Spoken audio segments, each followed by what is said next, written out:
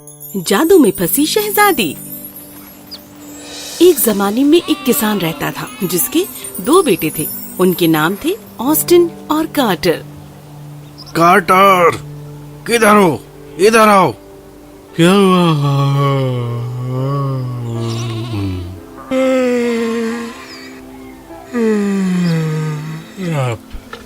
Austin, बाढ़ का काम पूरा करो, मैं देहात जा रहा हूँ।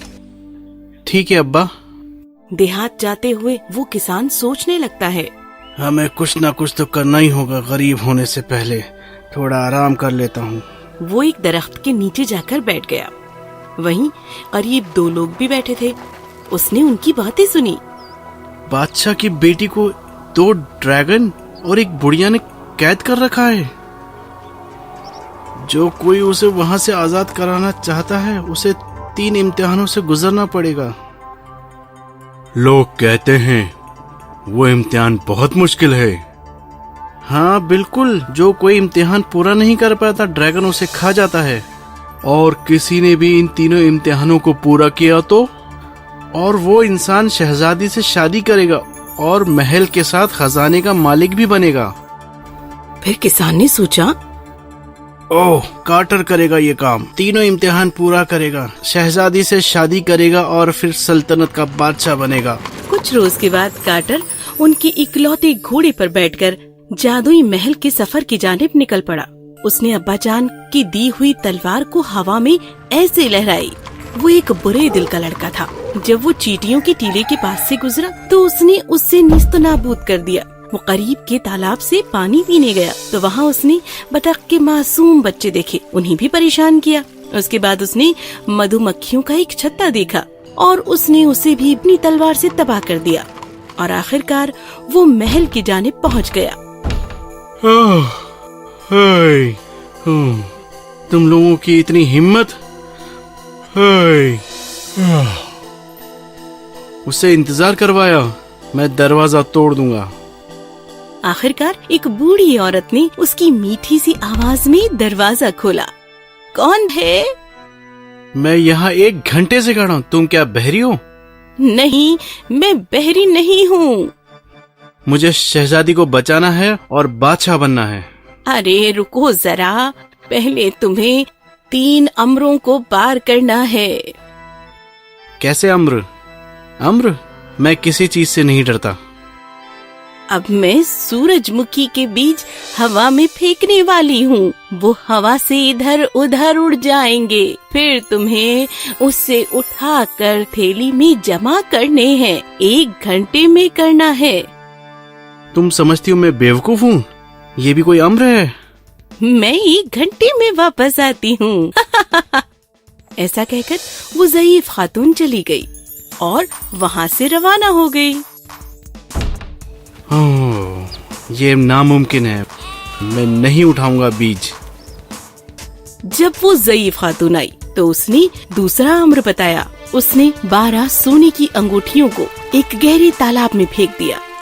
वो तुम्हें 1 घंटे के अंदर बाहर निकालनी है। मैं दीवाना नहीं हूँ, पानी बहुत गहरा और ठंडा है। तुम अमरों को पूरा नहीं कर रहे हो फर्जंद। चलो खैर, मैं तीसरा अम्र देती हूँ। चलो। ये सब मुझे खराब लग रहा है। जब वो महल में पहुँचे तब वो सीधा अंधेरे कमरे में गए। 3 मुजस्सिमे सफेद कपड़े से ढके हैं। तुम्हारे पास 1 घंटा है ये बताने के लिए शहजादी कौन है। तुमने सही बताया तो वो आजाद, गलत बताया तो फिर? मैं दाएं हाथ वाले को चुनता हूँ।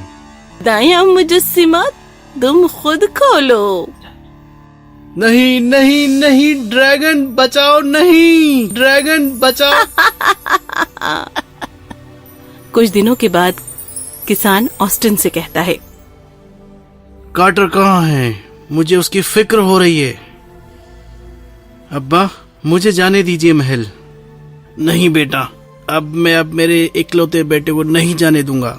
मुझ पे यकीन कीजिए अब्बा, मैं जरूर वापस आऊंगा। लेकिन मेरे पास तुम्हें देने के लिए घोड़ा और तलवार नहीं है। ऑस्टिन ने सिर्फ एक पाव का टुकड़ा लिया और चलते चलते ही जादुई महल की जानिब रवाना हो गया। थोड़ी देर के बाद उसने पेड़ के नीचे आराम करने का फैसला किया, जहाँ उसने देखा ढेरों चींटियां टीला खुद बनाने की कोशिश कर रही हैं। ओह बेचारी चींटियां, किसने तोड़ा तुम्हारा घर? मैं तुम्हारी मदद करता हूँ इसे बनाने में। काम होने के बाद वो पानी पीने के लिए तालाब की जानिब गया और उसने बतख के बच्चे देखे। ओह बेचारे बच्चे, तुम्हें भूख लगी होगी, ये लो पाव के टुकड़े। बतख के बच्चों ने वो पाव का टुकड़ा खत्म किया। उसे जमीन पर गिरा हुआ मधुमक्खियों का छत्ता दिखा। उसने वो उठाकर पेड़ की टहनी पर रख दिया। फिर से महल की जानिब अपना सफर शुरू किया। जब वो पहुंचा तो उसने दरवाजा खटखटाया। तुम्हें क्या चाहिए बेटा? सलाम, मुझे शहजादी को बचाना है। तुम कोशिश कर सकते हो। उसके बाद उस ज़ईफ औरत ने सूरजमुखी के बीज जमीन पर फेंक दिए। मैं पूरी कोशिश करूंगा, मैं इन्हें चुन लूंगा। 45 मिनट के बाद ऑस्टिन ने तमाम कोशिशें छोड़ ही देने वाला था। इतने में ही उसकी मदद के लिए ढेरों चींटियां वहां आ गईं। उसने उनका टीला बनाने में मदद की थी। वाह, शुक्रिया मेरे दोस्तों, ये थैली तो बीजों से पूरी तरह भर गई। शुक्रिया मेरे दोस्तों। उसके बाद वो ज़ईफ औरत वापस आ गई। ऐसा तो पहले कभी भी नहीं हुआ। अब तुम्हें दूसरे अम्र से गुजरना है। तुम्हें 12 अंगूठियां इकट्ठी करनी है। ऐसा कहकर उस ज़ईफ खातून ने अंगूठियां पानी में फेंक दी। ऑस्टिन ने पानी में छलांग लगाई, लेकिन पानी बहुत गहरा था। उन अंगूठियों को नहीं निकाल पाया, लेकिन उसने देखा कि पानी में कुछ हिल रहा है। वो बतख के बच्चे थे जो उसकी मदद करने आए थे। उसने उन्हें पाव का टुकड़ा खिलाया था। ओह शुक्रिया दोस्तों, अब मेरे पास 12 की 12 अंगूठियां हैं। उसके बाद उस ज़ईफ औरत के पास गया। हाँ, सभी 12 छल्ले, ऐसा तो पहले कभी भी नहीं हुआ। अब मेरे पीछे आओ। फिर उस बूढ़ी औरत ने ऑस्टिन को आखिरी अम्र के बारे में समझा दिया। सामने के 3 मुजस्समे देखे तब वो पहचान ही नहीं पा रहा था। शहजादी कौन सी है? ओह, ये एक जैसे नजर आ रहे हैं। सोचो ऑस्टिन, सोचो, इनमें से शहजादी कौन हो सकती है? फौरन ही सैकड़ों मधुमक्खियां खिड़की से अंदर दाखिल हुईं। वो बीच वाले मुजस्समे पर भिनभिनाने लगी। वो बीच वाला है। ओह, बीच वाले मुजस्समे खुद देखो। सफेद कपड़ा जमीन पर गिर पड़ा और शहजादी नजर आने लगी। मुझे बचाने के लिए तुम्हारा बहुत शुक्रिया ऑस्टिन। और फिर उन्होंने देखा कि ड्रैगन महल छोड़कर बाहर की जानिब जा रहे हैं। अब तुम इस महल के मालिक हो, तो मैं चलती हूँ। इसके बाद ऑस्टिन ने शर्त जीत ली थी और फिर उसने शहजादी से शादी की ख्वाहिश जाहिर की और शहजादी राजी हो गई। इसके बाद वो दोनों खुशी खुशी रहने लगे और महल में 2 प्यारे से बतख के बच्चे भी नजर आते थे। कहानी खत्म हुई। शहजादी रोज और सुनहरा परिंदा। कई साल पहले एक दूर की रियासत में एक खूबसूरत शहजादी रहती थी। उसके बाल लंबे और लाल थे और उसे गुलाब के फूल बेहद पसंद थे और इसीलिए सभी उसे शहजादी रोज के नाम से जानते थे। रोज शाम शहजादी रोज अपनी बालकनी में जाती और ताली बजाती। तब कहीं से एक सुनहरा परिंदा आकर उसके कंधे पे बैठ जाता और फौरन शहजादी के बाल तेज लाल रोशनी में चमकने लगते। जब परिंदा अपनी मीठी आवाज में गाने लगता तब शहजादी रोज भी उसका साथ देती और उसी वक्त रियासत की सारी आवाम मीठे सपने देखते हुए सो जाती, बिल्कुल अलग सुबह तक। यूं कुछ साल गुजर गए। रोज शाम शहजादी रोज उसके छोटे से सुनहरे परिंदे के साथ अच्छी सी लोरी गाती, जिससे तमाम लोगों को मीठे सपने आते और सुबह तक अच्छी नींद मिलती। लेकिन एक रोज एक भयानक वाकया पेश आया। एक बेरहम बूढ़ी डायन को शहजादी का पता चल गया और उसने बदवा देने का फैसला किया। आब्राकडाब्रा, सिमसलाबीम, होने दो रोज का कलर डीम। डायन के ऐसा कहते ही शहजादी रोज के बाल कोयले से काले हो गए उस शाम को भी शहजादी रोज ने अपनी बालकनी में जाकर तालियां बजाई, लेकिन जब सुनहरा परिंदा आया तब उसके बाल लाल की जगह काले रंग में चमकने लगे। और जैसे ही सुनहरा परिंदा सुरीली आवाज में गाने लगा, वैसे ही शहजादी भी लोरी गाने लगी, जिसे सुनकर तमाम लोग सो गए। लेकिन उन्होंने उस रात मीठे नहीं बल्कि खौफनाक सपने देखे। दूसरे दिन जब शहजादी को यह बात पता चली तो उससे बहुत अफसोस हुआ। उसने परिंदे से पूछा, सुनहरे परिंदे, मुझे बताओ ना, मैं मेरी आवाम के मीठे सपने पहले जैसे कैसे करूं ताकि वो सुबह तक चैन की नींद सो पाए? काले बाल गुलाब जल में। जवाब देने के लिए परिंदे ने चहचहाहट की। शहजादी को सलाह से हैरत हुई और उसने बिल्कुल वैसे ही किया। उसने एक बर्तन में पानी लेकर उसमें गुलाब की पंखुड़ियां डाल दी। उसके बाद उसने अपने बाल उस गुलाब जल में डुबो दिए और फिर मौजज़ा हुआ। उसने जैसे ही अपने बाल उस गुलाब जल में डुबोए, उसके बाल पहले की तरह लाल हो गए। फिर आसमान भी चकाचौंध हो गया। शहजादी ने लोरी गाई और तमाम लोग मीठे सपने देखते देखते सुबह तक सोते रहे। लेकिन यहाँ वो बेरहम डायन उसकी बद्दुआ नाकाम होने की वजह से बहुत गुस्सा हुई और उसने दोबारा बद्दुआ देने का फैसला किया। आब्राकडाब्रा सिमसलाबिम, होने दो रोज का कलर डिम। दोबारा शहजादी के बाल कोयले से काले हो गए, लेकिन इस बार उस बेरहम डायन ने रियासत के तमाम गुलाब उसके उड़ने वाले झाड़ू पर बैठकर निकाल लिए। अब देखती हूँ कि तुम मेरी बद्दुआ से कैसे बचती हो। और वो गुस्से से इतराई और यहाँ फिर से अफसुर्दा शहजादी ने परिंदे से दरियाफ्त किया, सुनहरे परिंदे, मुझे बताओ ना, मैं मेरी रियाया के सपने पहले जैसे मीठे कैसे कर सकती हूँ ताकि वो सुबह तक चैन की नींद सोए? काले बाल गुलाब जल में। जवाब देने के लिए परिंदे ने चहचहाहट की, लेकिन मैं अब गुलाब कहाँ ढूंढूं? काले बाल गुलाब जल में। ये कहकर वो परिंदा उड़ गया। शहजादी को कुछ भी सूझ नहीं रहा था। जो कुछ हुआ उससे उसे इतना बुरा लग रहा था कि उसकी आंखें भर आई और आंसू की एक बूंद जमीन पर गिरी। बिल्कुल उसी वक्त एक जवान और खूबसूरत शहजादा जो शहजादी की बालकनी के नीचे खड़ा था, उसने एक छोटा डिब्बा खोलकर उसमें से एक लाल रंग का बाल निकाला और उसने उससे झुककर शहजादी के आंसू पर लगा दिया।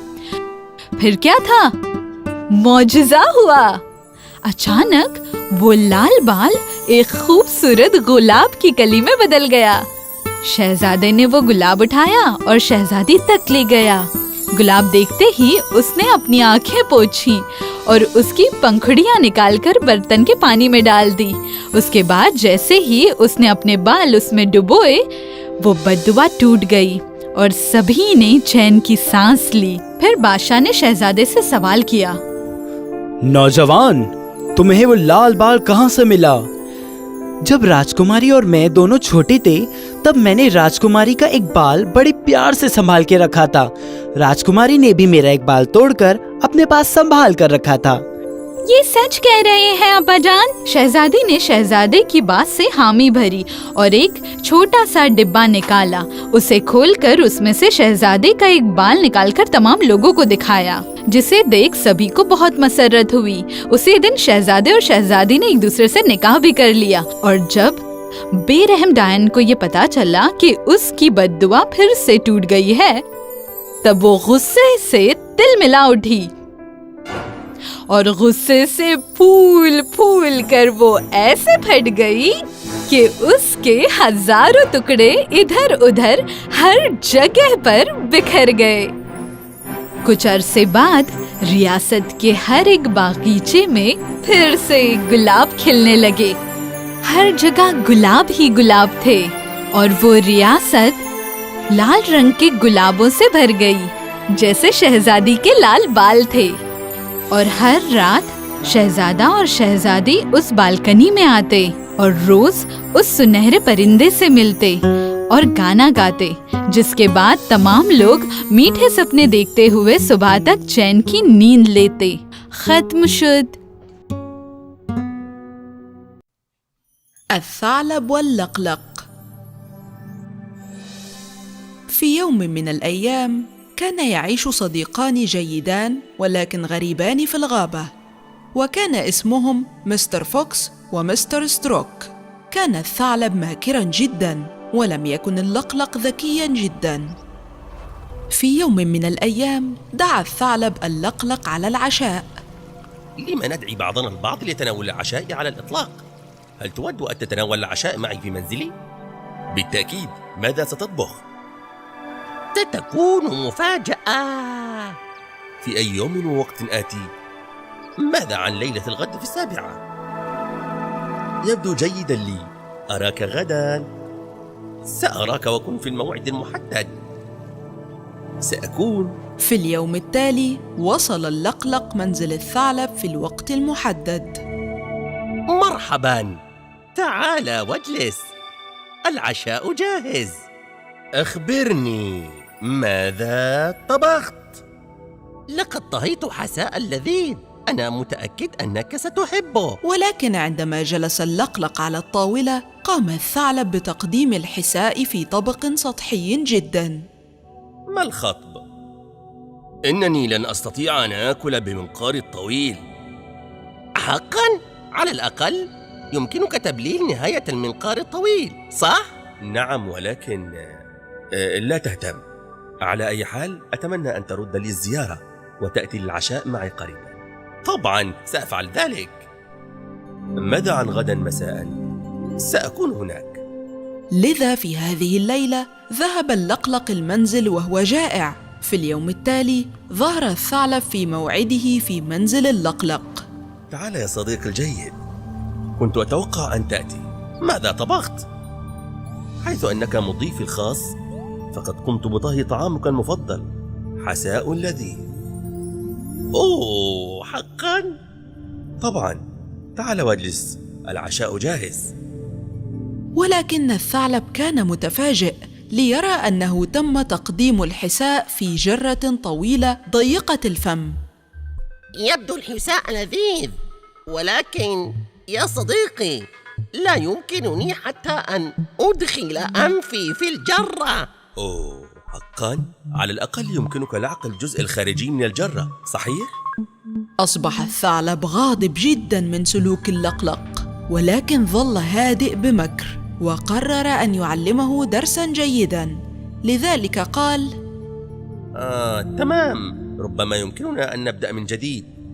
ما رأيك أن تأتي إلى منزلي غدا مساء وتحضر العشاء؟ سأكون موجود، ولكن من الآن يمكنك أن تحضر الوعاء الخاص بك في العشاء. لذلك في المساء التالي ذهب اللقلق إلى منزل الثعلب مرة أخرى للعشاء. مرحبا يا صديقي الجيد، برجاء اجلس، العشاء جاهز الآن. لذلك أخبرني، ماذا أحضرت للعشاء؟ لقد صنعت يخنة اللقلق اللذيذ، إنه يفتقد إلى مكون واحد فقط، اللقلق. ولكن أنا اللقلق. أنا أعلم. ثم جرى الثعلب وراء اللقلق في المنزل وعلى التل، ولعدة أميال طارد الثعلب اللقلق حتى مسكه أخيراً. وبعد مطاردة طويلة جاء الثعلب إلى منزله وفي فمه ريش، وجلس على الطاولة وبدأ يهز منديله مفتوحاً وبدأ في أكل الحساء. لقد استمتع الثعلب بحساء اللقلق اللذيذ. لذلك تعلم الدرس يا صديقي، لا تحاول أن تتفوق على الثعلب. النهاية.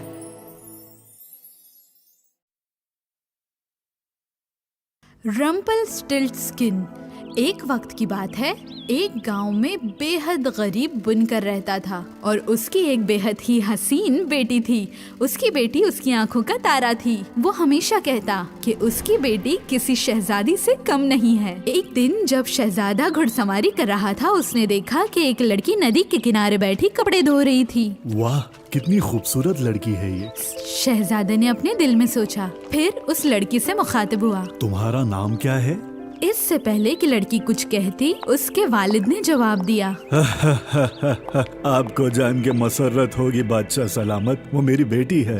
मेरी बेटी से ज्यादा खूबसूरत लड़की आपने कहीं नहीं देखी होगी। शहजादे ने उस दुख्तर और वालिद की जोड़ी को बड़े मसरत से देखा, अपने शानदार घोड़े पर बैठकर। सचमुच आपकी बेटी बड़ी खूबसूरत है, शहजादे ने जवाब दिया, और बुनकर का सीना खुशी से चौड़ा हो गया। ये बात तो एकदम सच है, लेकिन उसकी काबिलियत उसके चेहरे की खूबसूरती से ज्यादा बड़ी है। बुनकर ने कहा। तुम क्या कहना चाहते हो? शहजादे ने ताज्जुब से पूछा। दरअसल मेरी दुख्तर वो मेरी बुनकर कोई हुनर सोचने की कोशिश करने लगा जिससे शहजादा मुतासिर हो। उसकी आंखें शहजादे की आंखों से मिली और उसने अपनी नजरें नीचे कर ली। अचानक उसने देखा कि कुछ मुर्गियां सूखी घास के आसपास दाना चुग रही थीं। याद आया, दरअसल वो मेरी बेटी वो सूखी घास में से सोना बुन सकती है। बुनकर ने बड़े ही एतमाद के साथ शहजादे से कहा। लेकिन अब्बा जान, उसने बोलने की कोशिश की क्योंकि उसे अपने अब्बा का ये झूठ बिल्कुल पसंद न आया। तब तो ये बड़ी खास लड़की है। शहजादा खुश होकर मुस्कुराते हुए बोला, अगर सचमुच तुम्हारी उंगलियां सूखे घास को सोने में बदल सकती है, तब तो तुम्हारी जगह मेरे महल में है। आओ मेरे साथ, मैं देखना चाहता हूँ क्या ये हकीकत है। शहजादे की बात मानने के अलावा उस लड़की के पास कोई और राह न थी। शहजादे के हमरा घोड़े पर सवार होकर वो लड़की महल चली गई। जब वो महल में तशरीफ लाए तो शहजादा उसे एक अंधेरी कोठरी में लेकर चला गया जो सूखी घासों से भरी हुई थी। कोठरी के बीचों बीच एक चरखा रखा था। शहजादे ने उससे कहा, कल सूरज उगने से पहले तुम्हें इस सूखी घास को सोने में तब्दील करना होगा, और अगर तुम इसे करने में नाकामयाब हुई और तुम्हारे वालिद साहब ने अगर मुझसे झूठ कहा तो तुम्हें सजाए मौत दी जाएगी। काल कोठरी का दरवाजा बंद होने की आवाज जब लड़की के कानों पर पड़ी तो वो इतनी खौफजदा हो गई कि वो रोने लग गई। अचानक उसने देखा कि एक बौना सा आदमी उसके सामने खड़ा है। क्यों रो रही हो? उसने दरियाफ्त किया। मैं बहुत अफसरदा हूँ, वो रोते हुए बोली। राजा ने मुझसे कहा है सुबह तक सारी सूखी घास को सोने में तब्दील करूं। मुझे नहीं पता मैं ये कैसे करूंगी। अगर मैं ये काम कर दूं तो मुझे बदले में क्या मिलेगा? बौने ने लड़की से पूछा। ये मेरे गले का हार, लड़की ने कहा। बौने ने वो हार अपने हाथों में लिया और चरखे पर बैठ गया। कुछ ही देर में उसने सारी सूखी घास को बुनकर उसे सोने के धागों में तब्दील कर दिया। सुबह सूरज निकलते ही शहजादा कोठरी के करीब आया और उसने कोठरी का दरवाजा खोला। अपने अतराफ में इतना सारा सोना देखकर शहजादा बेहद खुश हुआ। लेकिन शहजादे का लालच यही नहीं थमा। अपने सिपाहियों की फलाह बहबूदी के लिए उसे और भी बहुत सारा सोना चाहिए था। वो सिपाही जिन्होंने उसकी रियासत को दुश्मनों से बचाए रखा था, वो बुनकर की बेटी को एक बहुत बड़े अंधेरे कमरे में लेकर चला गया और उससे कहा, तमाम सूखी घास को सुबह तक सोने में तब्दील कर दो। उस रात लड़की फिर से ज़ारो कतार रोने लगी क्योंकि उसे खबर थी कि ये उससे न हो पाएगा। पर वो बौना शख्स फिर से उसके सामने आ गया और उसने दोबारा उससे पूछा, अगर मैं ये पूरी सूखी घास को तुम्हारे लिए सोने में तब्दील कर दूं तो इस इमदाद के बदले मुझे क्या मिलेगा? मेरी ये कमरबंद मैं तुम्हें दे सकती हूँ, उसने कहा। उस बौने शख्स ने वो कमरबंद हाथ में लिया और फिर से चरखा चलाने लगा और जल्द ही सोने के धागों से एक के बाद एक बड़े बड़े गोले बनते गए। जल्द ही सारी सूखी घास सोने में तब्दील हो गई। ये देखकर शहजादे की खुशी का ठिकाना न रहा। उसे यकीन था कि अगर वो थोड़ा और सोना इकट्ठा कर ले तो उसकी रियासत में फिर से खुशहाली लौट आएगी। इसीलिए उसने महल के सबसे बड़े कमरे को सूखी घास से भर दिया और उस लड़की को अंदर दाखिल कर दिया। अगर तुमने ये सारी घास सुबह तक बुन ली तो मैं तुम्हें अपनी मल्लिका बनाऊंगा और उसके बाद तुम्हें सूखी घास कभी भी तब्दील नहीं करनी होगी सोने में। जब वो लड़की तन्हा थी तब वो बौना शख्स फिर से उसके सामने आ गया और बोला, सूखी घास को बुनने के बदले में मुझे इस बार क्या मिलेगा? मेरे पास आपको देने के लिए अब कुछ नहीं बचा, उसने जवाब दिया। तो मैं तुमसे एक वादा चाहता हूँ कि जब तुम मल्लिका बनोगी तो पहली औलाद तुम्हारी मेरे हवाले कर दोगी। बौने शख्स ने कहा। लड़की ने सोचा कि वो वक्त आने से पहले काफी कुछ बदल चुका होगा, इसलिए उसने उस शख्स की बात मान ली और उससे वादा किया। जब शहजादा सुबह वापस आया तो उसने पूरा कमरा सोने से भरा पाया। अरे वाह, बुनकर की दुख्तर, तुमने मुझे 3 रातों में इतना सोना दिया है जितना किसी बादशाह के पास नहीं होगा। तुम जितनी खूबसूरत हो उतनी होनहार भी हो। क्या तुम मेरी मल्लिका बनना पसंद करोगी? इस तरह बुनकर की दुख्तर, जिससे शहजादा बेहद पसंद था, वो उसकी बेगम बन गई। कुछ वक्तों बाद उसने एक बेटे को पैदा किया। वो बोने शख्स को दिया हुआ वादा पूरी तरह भूल चुकी थी। अचानक एक रोज वो शहजादी के कमरे में आया और कहने लगा, वादा निभाओ, औलाद दे दो। शहजादी काफी अफसरदा हो गई। वो बोने शख्स के सामने गिड़गिड़ाने लगी कि चाहे जो कुछ हो उसकी सारी दौलत ले ले, लेकिन उसके बच्चे को न ले जाए। बोने शख्स ने कहा, तुम्हारी निगाहों में जुदाई का गम देखकर तुम्हें तुम्हारी औलाद बचाने का एक मौका देता हूँ। तुम्हारे पास 3 दिन हैं। तुमने अगर मेरे नाम का सही अंदाजा लगा दिया तो तुम्हारी औलाद तुम तुम्हारे पास रख सकती हो। शहजादी सारी रात जागती रही। वो सारे नाम याद करने की कोशिश करने लगी जो उसने आज तक सुने थे। जब वो बौना शख्स अगले दिन वापस आया, उसने नाम लेने की शुरुआत की। David, Elvin, Francis. पर हर नाम सुनने के बाद वो एक ही बात कहता, नहीं नहीं, मेरा नाम ये नहीं है। दूसरे रोज शहजादी ने महल की सारी किताबें पढ़ ली और सारे पेचीदा नाम याद कर लिए। उसने बौने से दरियाफ्त किया, आपका नाम जॉन है? जॉनी या मैथ्यू? लेकिन वो हमेशा एक ही बात दोहराता रहा, नहीं नहीं, ये मेरा नाम नहीं है। तीसरे रोज उसने सिपाहियों को शहर के हर कोने में भेजा, ये देखने के लिए कि लोग अपने बच्चों को कौन कौन से नामों से पुकारते हैं। कुछ देर बाद एक सिपाही आया और कहने लगा, मल्लिकाए जहां, मैं ऐसा कोई नाम तो तलाश नहीं कर पाया, लेकिन दूर कहीं एक पहाड़ी पे जो जंगल है जहां सिर्फ जंगली जानवर रहते हैं, वहां मैंने एक बौने को आग के इर्द गिर्द नाचते गाते हुए देखा। कभी कोई ये नहीं पाएगा ये जान, कभी कोई ये नहीं पाएगा ये जान कि रम्पल्स्टिल्टस्किन है मेरा नाम, कि रम्पल्स्टिल्टस्किन है मेरा नाम। नाम सुनकर रानी की खुशी का ठिकाना न रहा।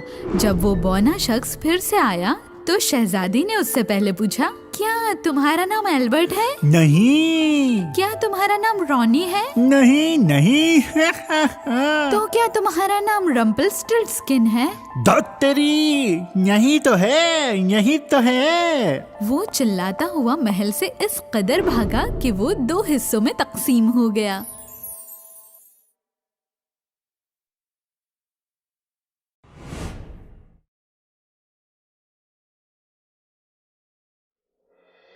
कुछ साल पहले की बात है। जन्नत की परी के पास एक बहुत ही खूबसूरत बतख थी। वो परी अपनी बतख का बड़े अच्छे से ख्याल रखती थी। एक बार कुछ ऐसा हुआ कि जब उस बतख ने अंडे दिए तो वो अंडा जन्नत से नीचे गिरकर सीधे जमीन पर आ गया। कुछ दिनों के बाद उस अंडे में से एक छोटी सी बतख बाहर निकली। वो छोटी सी बतख बड़ी खूबसूरत, बिल्कुल जन्नत वाली बतख की तरह थी। वक्त गुजरता रहा। करीब के ही एक कस्बे में एक किसान अपनी बीवी के साथ रहता था। वो बहुत गरीब थे। जिंदगी बसर करने के लिए एक छोटे से खेत के अलावा उनके पास और कुछ भी नहीं था। उस खेत में ही वो किसान सब्जियां उगाता और उन्हीं सब्जियों को खाकर और थोड़ा बहुत बेचकर अपना और अपने घर वालों का गुजारा करता। एक दिन किसान की बीवी ने उससे कहा, कितना अच्छा होता अगर हम लोग कभी कभार अंडे भी खा सकते। काश हमारे पास एक बतख होती जो रोज अंडे देती। मगर किसान के पास इतनी रकम नहीं थी कि वो बतख खरीद सकता। उस दिन किसान अपने खेत की बहुत सारी सब्जियां लेकर बाजार गया और वहां उन्हें बेचकर पैसे मिले। उससे उसने एक बतख खरीद ली। किसान उस बतख को अपने घर लाया और उसके लिए घोंसला बना दिया जिसमें बतख आराम से बैठकर अंडे दे सके। ये जो बतख अंडे देगी उसे खाएंगे भी और कुछ बेच भी देंगे। किसान हमेशा यही सोचता रहा। वक्त गुजरने लगा और एक दिन सुबह किसान नाश्ते के लिए अंडे लेने बतख के घोंसले में गया और जब उसने देखा कि बतख ने एक खूबसूरत सोने का अंडा दिया है, तब उसने सोचा कि उस बतख की पैदाइश उसी अंडे से हुई है जो अंडा जन्नत से गिरा था। सोने का अंडा? मैं देख रहा हूँ, क्या वो सच है? तो मैं बहुत जल्द मालदार बन जाऊंगा। इन्हीं ख्यालों में डूबा हुआ किसान बाजार में पहुंचा और उसने सोने के अंडे को काफी अच्छी कीमत में बेच दिया और ये सोचने लगा कि अब उसके दुख के दिन खत्म हो जाएंगे। मगर बहुत जल्द उसे ये महसूस हुआ कि इतनी सी रकम में मनचाही खुशी नहीं मिल सकती। अब किसान बड़ी बेसब्री से उस दिन का इंतजार करने लगा जब फिर से बतख सोने का अंडा दे। वो बतख का बहुत ख्याल करने लगा और बहुत जल्द वो दिन भी आ गया जब बतख ने एक और सोने का अंडा दिया। किसान और उसकी बीवी अंडे को देखकर बेहद खुश हो गए। किसान फौरन अंडे को लेकर बाजार गया और उसे भी ज्यादा कीमत में बेच दिया। और अब तो वो किसान उस कस्बे के दौलतमंद इंसानों में गिना जाने लगा। वक्त के साथ साथ किसान और उसकी बीवी आहिस्ता आहिस्ता दौलतमंद हो गए। मगर जितना वो दौलतमंद होते गए उतना ही उनके मन में लालच और घमंड पैदा होने लगा। दोनों जल्द से जल्द दुनिया के सबसे दौलतमंद इंसान बनने का ख्वाब देखने लगे। एक दिन किसान की बीवी ने उसे अपनी एक तरकीब बताई। कितना अच्छा होता अगर सारे के सारे सोने के अंडे हमें एक ही बार में मिल जाते। किसान को अपनी बीवी की ये तरकीब काफी पसंद आई, इसलिए दोनों ने बतख को काटकर उसके सारे सोने के अंडे एक ही बार में हासिल करने का फैसला किया। मगर लालच से कब किसका भला हुआ है। दोनों मियाँ बीवी ने फौरन एक ही साथ सारे के सारे सोने के अंडे हासिल करने की लालच में एक धारदार चाकू उठाकर उस बतख का पेट फाड़ दिया। लेकिन अपने इस लालच में उन्होंने तो बहुत बड़ी भूल कर दी। बतख के पेट में एक भी अंडा नहीं मिला और अब तो आगे भी एक भी सोने का अंडा मिलने की उम्मीद खत्म हो गई। बेचारी बतख को अपनी जिंदगी से हाथ धोना पड़ा। इसके साथ ही किसान और उसकी बीवी के दौलतमंद होने का रास्ता भी बंद हो गया। इसीलिए तो कहते हैं बच्चों, लालच बुरी बला है।